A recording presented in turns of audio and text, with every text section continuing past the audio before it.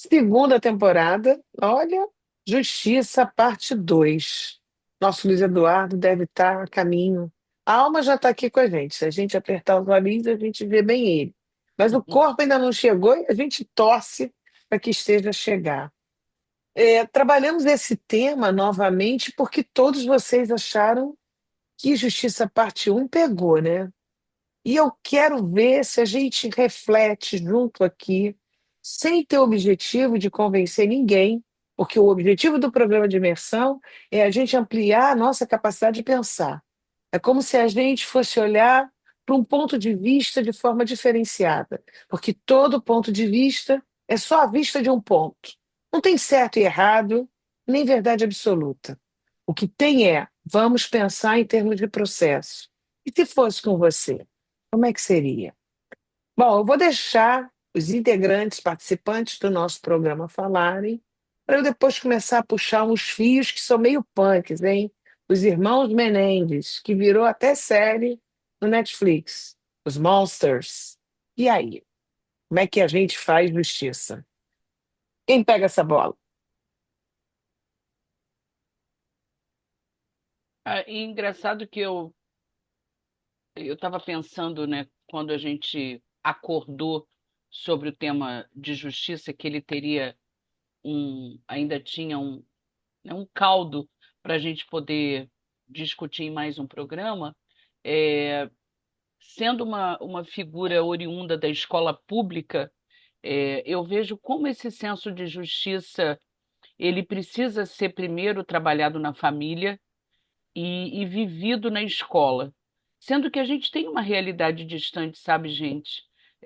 Sendo professora de meninos pretos e meninas brancas, é, de pessoas distintas, a gente vê que a justiça não acontece da mesma forma para todo mundo.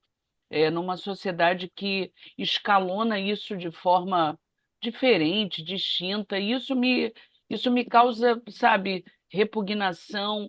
Eu não sei até que ponto, sabe, eu consigo ajudar, sempre tentando alertar, e tento ter esse senso de justiça é, exacerbado para mim, porque a gente precisa de um mundo mais justo. É isso que leva a gente, sabe, a um movimento de tranquilidade para as pessoas, mas a gente sabe que a gente tem um mundo injusto onde as oportunidades não acontecem para todos. Então, eu queria puxar esse ponto de reflexão, que é algo que me incomoda. E eu pegando o início da Henriette, eu sempre vejo na minha cabeça que eu tive que me fazer justiça. Como diz Alexandre de Mar no Conde de Monte Cristo, Deus me fará justiça. Eu não tive que esperar Deus. Eu tive que correr atrás da minha própria justiça, provando a cada dia que eu era capaz, que eu era um ser humano, que eu precisava, sim, de apoio, de alguém que me compreendesse, para poder seguir no estudo, no trabalho. Então, eu acho que a Henriette está certíssima. Assim, eu tive que matar não um leão, mas a África inteira, para poder conseguir me formar, tá onde eu estou. Então, isso me deixa assim orgulhosa, mas ao mesmo tempo triste, que eu estou num lugar de privilégios.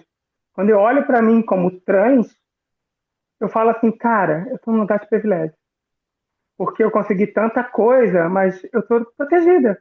E quem não está? Quem está na rua, sem estudo, sem, sem família, sem amigos, sem amor, como fica isso? Cadê a justiça desse país? E você, Michel, como é que você vê isso? Eu também reflito muito sobre isso. Eu acho que a minha realidade foi uma realidade muito boa, assim, a minha infância, e foi muito boa das minhas condições, né, das condições que os meus pais puderam me proporcionar. Mas eu olho para o lado e vejo que pessoas que conviveram comigo não tiveram a mesma sorte, né? E com isso veio as injustiças. Éramos da mesma comunidade, morávamos numa casa muito parecidas, mas infelizmente é que não tivemos as mesmas proporções justamente por causa disso, por causa dessa criação familiar, esse esteio familiar, e isso trouxe. Hoje eu vejo que as pessoas da minha geração vivem uma vida totalmente diferente da minha, porque eles entenderam que o caminho deles não eram diferente.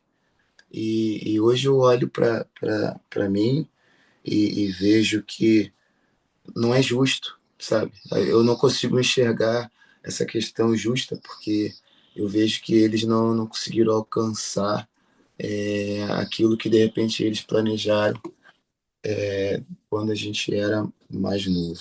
E quando eu cheguei aqui, eu vejo isso também. Tipo, eu com 17 anos, eu já sabia fazer um feijão na panela de pressão, sabe? Tipo, a minha mãe era uma pessoa muito doente e a gente tinha que se desenrascar, né? A gente tinha que se virar. Hoje a gente vê os jovens com 19 anos que não sabem nem pegar um ônibus, sabe? Que não sabem fazer nada, sabe? Então eu olho a justiça, né? Como a Henriette falou, a justiça ela parte desde da casa, né? Desde a infância, desde os seus ensinamentos, até as realidades que você vai ter quando você crescer. E se você não se fazer justiça, né, Duda? Se você não olhar e falar, calma aí, sem ter esse questionamento de se está certo ou se está errado, mas pô, se eu não fizer por mim, se eu não correr atrás, se eu não fizer justiça por mim, eu não acredito que essa justiça que todo mundo prega é tão justa quanto eu gostaria que fosse. Pô, a gente já então deu uma largada pensando na família, pensando o que cada um pode fazer por si mesmo, pensando naquilo que a gente recebeu dos nossos pais. E eu acho que esse é um bom começo para a gente poder entender que o tema justiça, ele não está em si mesmado, ele não está só nele. Ele articula uma série de coisas e principalmente a família. Eu fico pensando aquela família que tem muitos irmãos, né? Pais que têm muitos filhos. Como é que distribui as coisas, né? Será que tem lá os preferidos ou as preferidas? Uma coisa simples, né? Que uma pessoa pode até levar uma vida inteira. E o objetivo é fazer você que nos acompanha, você que nos assiste, lá no canal do YouTube, @programa Te Conheço, é a gente pensar não só no lugar daquele que foi injustiçado ou justiçado, mas no lugar que pode, até sem querer, cometer um ato injusto, né? Porque às vezes a coisa pode escapar, você não está nem sabendo que pode estar cometendo injustiça com alguém. Essa base da família é que eu queria que a gente aprofundasse um pouco mais hoje, porque a gente sabe que a justiça ela vai tratar de várias camadas, né? A gente viu no episódio 1 que se a fofoca tomar uma dimensão mais complexa, ela vira calúnia, vira injúria e aí vira caso de polícia e de justiça. Dizer que disse, que não disse, o que não fez, e às vezes a coisa parte por uma fala infeliz de rádio corredor. As empresas, inclusive, sofrem muito com isso. Ver o galo cantar em algum lugar e quando foi ver o galo nem cantou. Cantaram pelo galo, fizeram lá um playback. Isso está no escopo lá da Justiça Parte 1 do programa da primeira temporada. A gente chegou a comentar também, eu soltei lá a questão da escola base, que foi aquele problema que aconteceu já uns anos atrás, e o Valmir Salaro foi o repórter que ajudou a fazer com que o mundo enxergasse que a escola realmente abusava sexualmente das crianças e não fazia nada disso. Aquilo ali foi uma falha, né? Uma injustiça, onde ele mesmo, tempos depois, faz um novo programa e faz uma meia-culpa, né? Que até que ponto eu, enquanto jornalista, ou até investigador policial, ou delegado, preciso fuçar para descobrir se alguém usou aquela história que o Galo cantou em um lugar e o Galo não cantou nada do que foi dito ou cantado, porque eram pessoas honestas, idôneas, que morreram, inclusive de vergonha, de dor, porque estavam dizendo algo que jamais aquelas pessoas fariam, eram educadores de verdade. Enfim, traumatizou os filhos, foi assim uma escala sideral, onde foi afetando até as crianças, que no caso, os filhos dos donos da escola, ainda eram crianças. Aí vem essa história aí dos Monsters, né? Desses dois irmãos, que a Netflix, inclusive, com essa série, abriu-se de novo o processo, porque a opinião pública a gente sabe que tem força. Não sei se vocês estão cientes desse caso que ocorreu em 1989, em Beverly Hills, onde esses dois jovens, o Lyle e o Eric Menendez, matam os pais com 15 tiros, porque sofriam abusos sexuais desde os 5 anos de idade. Complicado isso, né, Henriette? Ainda mais quando a gente espera que a família que faça isso. Que dicas a gente pode dar para quem está assistindo a gente? Para que fique de olho, porque às vezes o agente agressor está até bem perto de nós, né? Está dentro de casa. O que vocês acham disso? Vocês viram a série? Não, eu não vi a série. Eu vi. Ainda não vi. Eu vi, inclusive, tem uma nova série do Menudo que o pai deles é envolvido de novo. O pai deles abusava dos meninos do Menudo. É, e, Está Certo. tudo interligado. e assim, se a gente para pensar, a justiça, ela é uma questão para que a gente viva em sociedade de forma mais harmônica. Mas imagina se essa falta existe dentro da sua casa, você deixa de ter um parâmetro para respeitar o outro, para respeitar o externo. Então, a gente vê que a gente tem uma sociedade, né, que a gente vai começando a dar conta, é, que, por mais que a gente até tenha a nossa farmácia interna, né, tendo que buscar uma série de alentos, a gente vai vendo como está tudo muito enlouquecido, mas a gente precisa da referência. E quando eu falo família, é a família da forma que a gente tiver, não é dentro de um padrão. O padrão familiar hoje está totalmente remodelado. Então, quando eu falo família, é o nosso ponto de base, é onde a gente consegue ter descanso, é esse lugar de paz. Agora, imagina, e aí eu penso sempre que a gente dedica à infância muita justiça, mas a gente está esquecendo desse entremeio dos meninos e meninas a partir de 10, 11 anos. Eles estão esquecidos, sem justiça, sem atenção. É uma meninada com a chave de casa e essas crianças estão pelo mundo. Então, quando a gente para pensar que a gente tem, sabe, a antecipação de valores na vida desses indivíduos, o senso de justiça acaba sendo mudado. Então as coisas estão diferentes. Ah, o cara não aprendeu a respeitar a vez. Vamos lá, fila. Cara, se ele não aprendeu, ele vai entrar em qualquer lugar e acha que ele pode furar a fila. Então, quando você Uhum. cobra de uma pessoa como essa, então assim, eu acho que se a gente puder prestar isso, né, para as pessoas que nos assistem, da gente poder conversar com as pessoas sobre o senso de justiça e de como isso melhora as relações, eu acho que a gente vai estar cumprindo o nosso papel. Pô, eu acho, desculpa, Duda, rapidinho, só para mim não esquecer, eu acho e detalhe, o que tu tá falando, é uma coisa tão básica, sabe?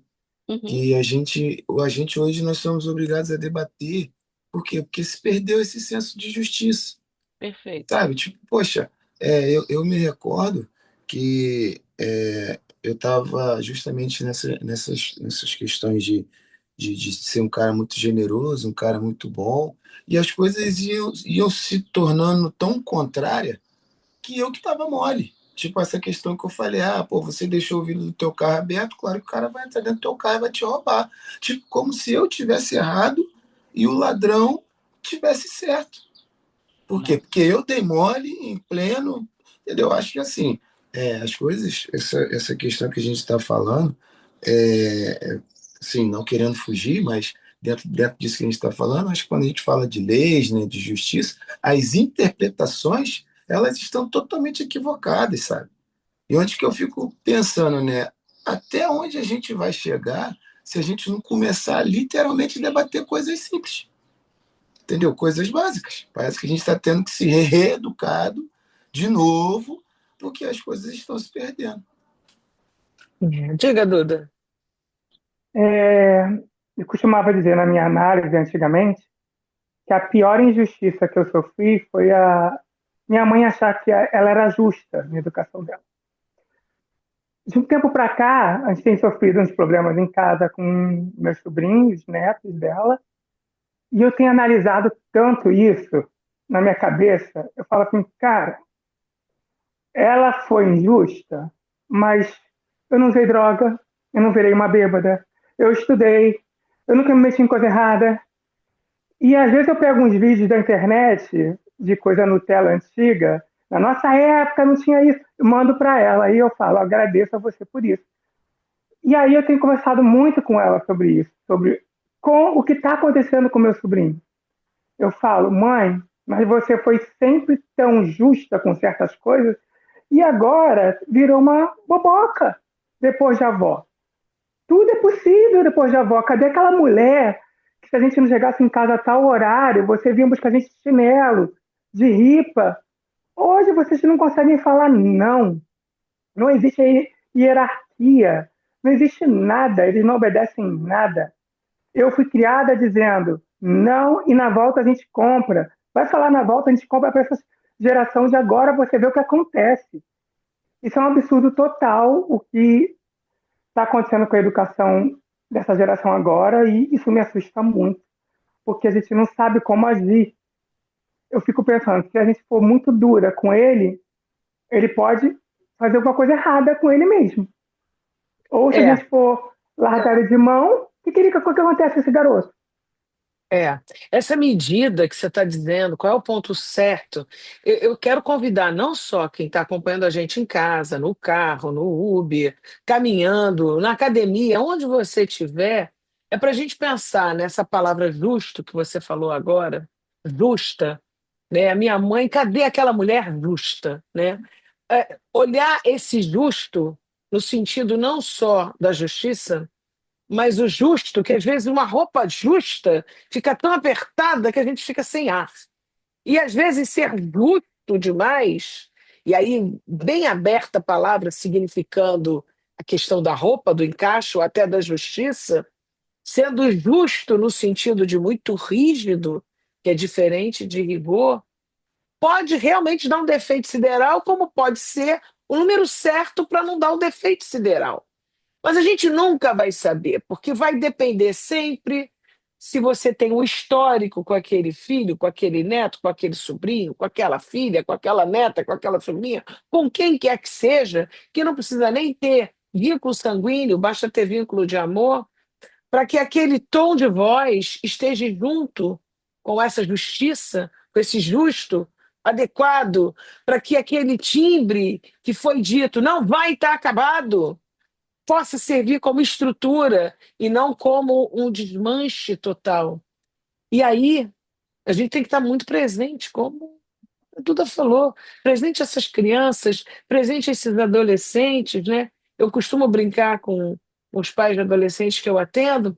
Olha, de vez em quando, vai lá e dá uma arrumada no armário dele, porque ali é que você pode achar alguma coisa estranha, um pozinho aqui, um cigarrinho, um beck, e ali você tem a chance de saber o que que se passa, porque há um mundo mesmo, o mundo interno de cada eu e o mundo externo. E fazer justiça é olhar para tudo isso de forma simultânea. E quem olha são pessoas que, teoricamente, são preparadas para olhar. Mas se nós, que muitas vezes estamos no meio do processo, não damos conta de todos os pontos que fazem parte do processo, como é que eles vão dar? Então, tem aí um espaço que é uma fenda. E é essa fenda que eu estou convidando a cada um de nós olhar. Como é que eu posso perceber se aquele meu tio, ou aquele meu padrinho, ou aquele meu compadre está fazendo alguma coisa que não deve com a minha criança? Ou aquele professor, porque tem isso também. Ou aquele padre, né? Quantas histórias de padre a gente vê, né? Principalmente em tempos de Papa Francisco, eram pedófilos. Então a gente está falando de um tema que não é prioridade só de uma agência institucional, família. Isso pode acontecer na escola, isso pode acontecer nas organizações, isso pode acontecer nas igrejas, isso aconteceu numa das organizações mais antigas, que é a igreja e a área militar. A gente sabe o que que acontece na área militar com pessoas que gostam, né, os homossexuais, enfim. A gente sabe que muitas vezes eles são usados para absurdos dentro de uma organização militar. E a gente sabe que isso deve continuar. De vez em quando deve acontecer. E onde é que a gente está olhando para isso? O que que a gente pode fazer para olhar para quem está conosco de forma inteira? Por isso que tem a ver com o programa Desconheço. A gente realmente conhece as pessoas que a gente ama ou as pessoas que a gente interage de forma mais próxima. Como é que a gente pode saber, né, o que que se passa ali dentro desse eu interior? A gente estava brincando, né, da Liga da Justiça, que um era o Batman, o outro era o Super-Homem, a Mulher Maravilha. Usando essa brincadeira, como é que a gente pode estar lá com o laço da verdade, que era o que a Mulher Maravilha usava, mas esse laço da verdade simbólico, eu sabendo realmente que o meu filho fez ou não fez aquilo, como a gente também viu uma outra série recente de um Netflix, onde um adolescente mata uma colega da escola e diz para o pai: não fui eu, pai, não fui eu. E o pai acredita que não foi ele, que não foi ele. Quando vê os vídeos da escola, da rua, foi ele. E ele vê que foi o filho. E era isso tudo, Henriette, uma família que tinha amor, mas também tinha uma série de complicações. Era um pai que também tinha problema com o pai dele, era um pai que tinha uma relação abusiva com a mulher, já tinha dado uns tabefes na mulher. Então, essa parte disfuncional que muitas famílias têm, também tem impacto nos membros dessa família. E os impactos, quando não tem amor, é de dor. E essa dor pode se transformar em outras coisas. Eu queria ouvir um pouco vocês. A gente já está caminhando para o final desse programa, a gente sabe que hoje o tema é meio barra pesada, mas o alerta é, olha, fica de olho no sistema, em tudo. Gainrete, você que também é uma educadora e vê isso na É, eu, escola, nas eu, empresas. eu me, eu vou falar uma coisa que eu posso até ser criticada. Eu acho que a gente, e lembra muito um amigo em comum meu e da Dulce, que é o querido Robson Santarém. Até que ponto a gente deixou a nossa humanidade? A gente fala desse recurso humano. Será que a gente lembra desse humano? É, eu tenho me preocupado com algumas coisas, algumas faltas, a falta de valor. é, Só que eu acho que a gente não pode ter medo. A gente não pode ter medo. Por exemplo, se eu estou na escola, todas as vezes em que eu estive e que eu tive que colocar a cara na reta para mandar chamar a família, eu estava lá junto com os meus pares para dizer, olha, e mais duro ainda, quando a família chega e diz, eu não sei mais o que fazer. Gente, alguma coisa está dando errado. Só que a gente está vendo isso há muito tempo. Imaginem, se eu estou no meio da escola, eu ainda estou na escola, em vias de aposentadoria, mas assim, há 3 décadas e meia, escutando da família, cara, eu não estou conseguindo. E aí a família, na hora que a gente chama atenção, não quero que você se meta. Mas como não se mete? Sabe, o menino, quando está na escola, ele é um problema meu. Só que assim, eu não abaixo a minha guarda. Cara, tem Isso. que ter um jeito de falar. Se o menino chamar por mim, o menino. Então, assim, eu busquei caminhos e eu acho que a gente não pode ter medo de dar a responsabilidade às pessoas. É o vizinho mal educado. Cara, tem que ir atrás. Eu tenho medo. Cara, não é vai com medo mesmo.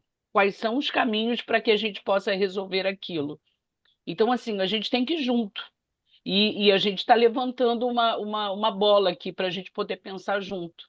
E aí, quem está assistindo a gente, manda uma mensagem para a gente poder pensar junto também. Eu acho que esse que é o movimento. É. Como é que você vê isso, Duda? Você que sofreu na pele um monte de Eita, injustiça. Nossa. eita. Eu vendo essa história agora lá na minha casa, você deu uma luz. Como que um menino na idade do meu sobrinho, de 13 anos, vai ter estrutura se ele já vem de uma família que o avô era alcoólatra, batia na avó, e o pai ficou com as sequelas, traumatizadas, não soube criar ele da melhor forma possível, e aí foi agressivo, e teve várias mulheres, tentou acertar e errou, e aí, como fica tudo isso? A minha mãe não sabe mais lidar com isso, porque ela nunca soube lidar, ela sabia lidar conosco, mas depois de um tempo, ela perdeu o controle, tanto conosco como os netos. Eu lembro uma época da minha vida, antes de sair de casa, que eu criei dois sobrinhos, que eu tive que ser linha dura, porque minha mãe era muito fraca com eles. Eles não obedeciam ela. Bastava eu chegar na sala e falar um ai, que eles baixavam a cabeça. Eu falei, por que comigo acontece isso, com você não acontece? E eu vou pensar isso, eu vou desligar. Quando acabar o programa, eu vou ligar para ela para conversar. É importante que no momento desse todo mundo possa ver o que, que pode ser um contributo de ajuda, de encontro, não de cobrança, porque é aquela história, vamos chegar em Adão e Eva, né? Se a gente for olhar as escadinhas, o nosso genograma, porque você fez isso comigo, mas também fizeram comigo, e também Uhum, fizeram. Então, qual é a fortaleza que a gente pode ativar na gente? Às vezes são a família de amigos que pode até ajudar nesse ponto, não só os profissionais da área de saúde. O professor é uma figura muito importante, então isso que a Enquete está falando é fundamental. A própria música, né? Eu queria ouvir até um pouco o uhum. Michel, porque a música, ela, dependendo da letra, do timbre, do ritmo, ela pode impedir a gente de fazer uma grande bobagem também, né? Fala um bocadinho disso, Michel, para a gente terminar esse programa com uma Sim, música que possa ajudar. muito importante, muito importante. Eu me lembro que quando eu era mais jovem, mais novo, né, criança, os meus pais eram linha dura, né, igual os pais da Duda, então a gente meio que revoltados, né, a gente não sabe o que é a vida, a minha forma de resolver meus problemas era fugindo de casa. Então, em algumas vezes, eu literalmente fugi de casa, botei roupas na mochila, peguei um ônibus e sumi no mundo. E tive que passar por psicólogo, com a minha família e tal, pronto. Mas o que me auxiliou foi realmente a música, né? A minha mãe é cantora e nos obrigava, né? No início me obrigava a estudar música para acompanhar ela. E acho que aí por isso que vem as informações dos pais. Eu acho que a família ela tem que realmente ter um papel fundamental. E eu me tornei mais ou menos a história do meu irmão, né? Me tornei um cara muito popular na escola porque eu sabia tocar violão e cavaquinho e comecei a me tornar popular e aí eu me sentia importante naquele pedaço onde que eu morava.